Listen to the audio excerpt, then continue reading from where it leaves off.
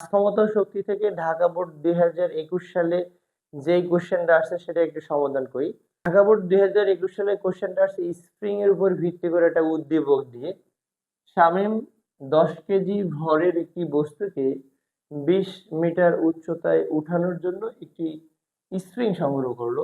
স্প্রিংটির উপর 800 জুল কাজ করায় তা 8 সেন্টিমিটার সংকুচিত হয়, কিন্তু স্প্রিংটিকে ওই নির্দিষ্ট উচ্চতায় পৌঁছাতে পারলো না। শামীম তখন স্প্রিংটাকে আরো সংকুচিত করলো এবং বস্তুটাকে ওই নির্দিষ্ট উচ্চতায় উঠাতে পারলো। এটা ছিল উদ্দীপক। প্রথম কোশ্চেন, স্প্রিংটির উপর কৃত কাজ, মানে কৃত কাজ এখানে যদি 800 জুল বস্তুর উপর করা হয়, বস্তুর উপর প্রয়োগ করা হয়, ওই কাজটা যদি করা হয়, তবে বস্তুটি ভূমির সমান্তরালে কত দূরত্ব অতিক্রম করবে যদি বলের পরিমাণ 20 নিউটন হয়। আমি ধরে নিলাম বস্তুটি এইখানে আছে, এই যে এখানে থেকে যদি এইখানে নিতে হয়, তাহলে এই ভূমির, এটা তো ভূমির সমান্তরাল হলো, ভূমির সমান্তরালে বস্তুটার উপরে যদি 20 নিউটন বল প্রয়োগ করে, তাহলে এবং বস্তুটির মোট কাজের পরিমাণ যদি 800 জুল হয়, কাজের পরিমাণ ওয়ার্ক যদি 800 জুল হয়, তাহলে বস্তুটা এই কতটুক দূরত্ব অতিক্রম করবে সেটা আমরা বের করব।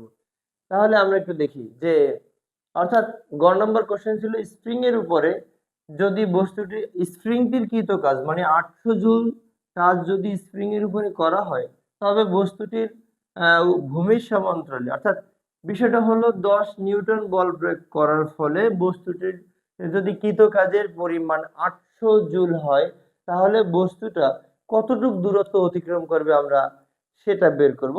আর গ নম্বর কোশ্চেনের ক্ষেত্রে আমরা একটু দেখি। গ নম্বর কোশ্চেন এর ক্ষেত্রে আমরা জানি ডাব্লিউ ইকুয়াল এফ এস, বল ইনটু সরণ। এখানে দেয়া আছে প্রযুক্ত বলের পরিমাণ দেয়া আছে, বল আছে 20 নিউটন এবং স্প্রিং এর কৃত কাজ ডাব্লিউ দেয়া আছে, ডাব্লিউ দেয়া আছে 800 জুল। তো এখান থেকে আমরা বের করব টোটাল অতিক্রান্ত দূরত্বটা নির্ণয় করতে পারবো। তাহলে এস ইকুয়াল লিখতে পারি ডাব্লিউ বাই হলো এফ, ডাব্লিউ হলো 800 জুল এবং এফ হলো 20, এফ হলো 20 নিউটন। তো আমরা যদি এটাকে করি তাহলে এটা হয় 40 মিটার দূরত্ব অতিক্রম করা যায়। যে বস্তুটির উপরে যদি 20 নিউটন বল প্রয়োগ করা হয় এই 800 জুল কাজ করার জন্য, তাহলে বস্তুটি ভূমির সমান্তরালে 40 মিটার দূরত্ব। স্প্রিংটিকে আর কতটুকু সংকুচিত করলে শামীম ওই নির্দিষ্ট উচ্চতায়, অর্থাৎ 20 মিটার উচ্চতায় বস্তুটাকে উঠাতে পারবে।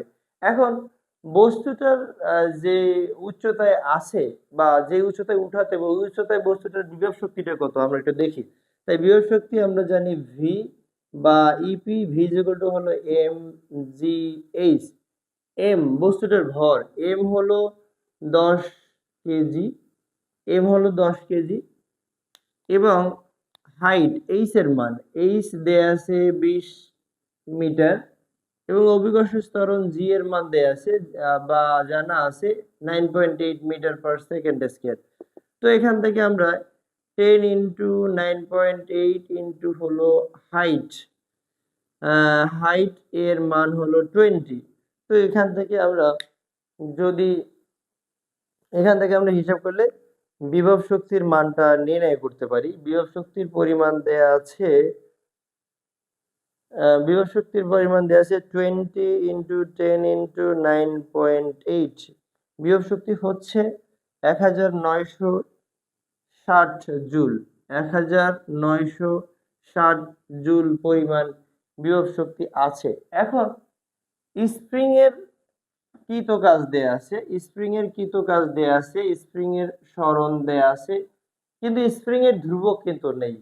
স্প্রিংটাকে সম উচ্চতায় নেয়ার জন্য স্প্রিং এর সঞ্চিত শক্তি বিভব শক্তির সমান হয়, আমরা এটা জানি। তো আমরা একটু দেখি যে এখান থেকে তাহলে আমরা স্প্রিং এর যদি সঞ্চিত শক্তি বের করতে চাই, তাহলে আমাদের স্প্রিং ধ্রুবক বের করতে হবে। তো প্রথমেই আমরা বলতে পারি যে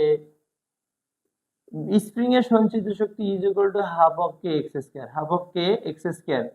তো এখান থেকে আমরা যদি কে এর মানটা বের করে নিই, টু ই ইকুয়াল হলো কে এক্স স্কোয়ার। তো এখান থেকে কে ইকুয়াল হবে টু ই বাই হলো x square, two into spring এর মধ্যে সঞ্চিত শক্তি বা কৃত কাজ হলো 800 জুল, এখানে 800 জুল। এবং সংকোচন স্প্রিংটাকে, এখানে ই এর মান দেয়া আছে 800 জুল এবং স্প্রিং এর সংকোচনের পরিমাণ দেয়া আছে 0.08 মিটার। তো 0.08 এটাকে আমরা হোল স্কয়ার করে দেব, জুল আমরা একাত্তর এককটা নিতে পারি।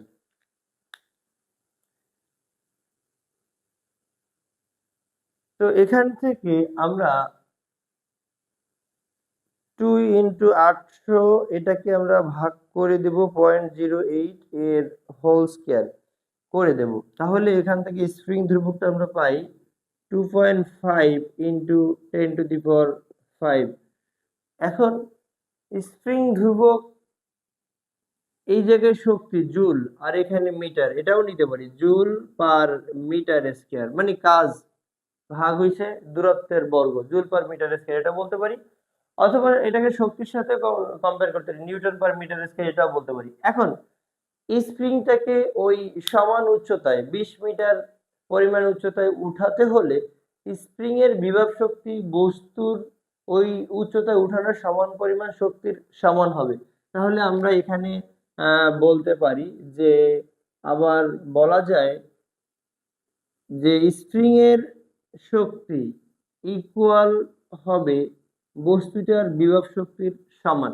তাই স্প্রিং এর সঞ্চিত শক্তি বা বিভব শক্তি, এবারে আমরা ধরে নিই যে বস্তুটাকে যেহেতু উদ্দীপকে বলা আছে যে সমপরিমাণ উচ্চতায় উঠাতে পারেনি, এই 8 সেন্টিমিটার সংকুচিত করার ফলে তাকে আরো বেশি সংকুচিত তাহলে করতে হবে, তাহলে ওই উচ্চতায় উঠাতে পারবে। তাহলে এখন বর্তমানে যে আমরা এক্সটা বের করব, সেই এক্সটা কিন্তু আর যাই হোক 8 সেন্টিমিটার না, এটার চেয়েও কম হবে বা এটা হবে না, আমরা এটা দেখি।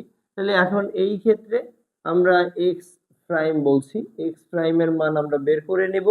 এইখানে আমরা ভি এর মানটা জানি, ভি এর মান হলো 1960 জুল।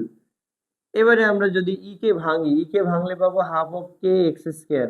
আমরা কে এর মানটাও বের করে নিয়েছি, কে ইকুয়াল হলো 2.5 into 10⁵ joule per metre square. তো এখানে ভি এর মানটা আমরা জানি 1960। তো এই জায়গা থেকে যদি আমরা এই এক্স প্রাইমের মান বের করতে চাই, তাহলে এটা হবে 2 ইন্টু 1960 ভাগ হলো কে এর মান, কে হলো 2.5 ইন্টু 10⁵, এটা হলো। এখন আমরা জাস্ট এখান থেকে চাইলে এটাকে একাত্রে বর্গমূল করে স্প্রিংটাকে টোটাল কতটুক পরিমাণে সংকুচিত করলে বা সর্বোচ্চ কতটুক পরিমাণে সংকুচিত করলে 20 মিটার উচ্চতায় উঠাতে পারবে, আমরা সেটা বের করতে পারি। দেখা যাক এটা কি আসে। 2 ইন্টু 1960 এটাকে আমরা ভাগ করব 2.5 ইন্টু 10⁵ দ্বারা, 0.1252 মিটার পর্যন্ত আমরা সংকুচিত করতে পারি। স্প্রিংটাকে যদি 0.1252 মিটার পর্যন্ত সংকুচিত করতে পারি, তাহলে ওই কাঙ্ক্ষিত উচ্চতায় অর্থাৎ 20 মিটার উচ্চতায় বস্তুটাকে তুলতে পারবে।